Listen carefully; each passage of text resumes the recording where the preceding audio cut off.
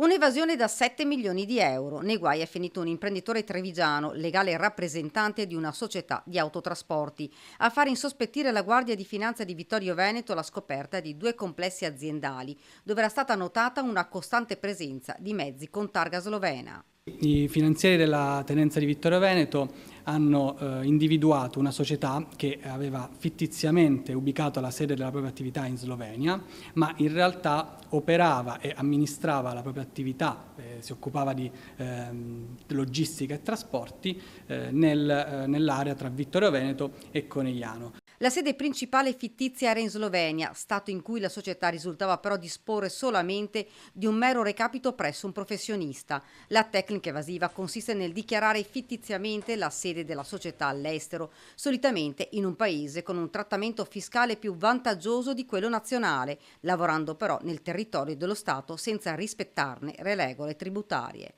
Le Fiamme Gialle hanno ricostruito l'entità della frode fiscale, quantificata in ricavi sottratti e tassazione per oltre 7 milioni di euro e IVA per oltre 1,5 milioni di euro.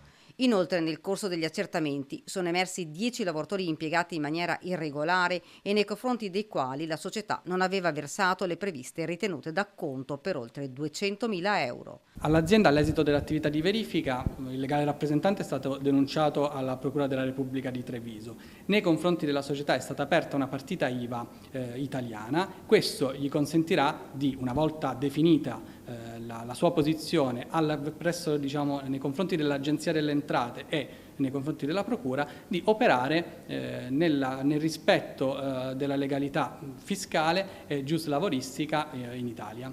La Guardia di Finanza continuerà a monitorare il territorio per contrastare ogni forma di evasione ed elusione fiscale.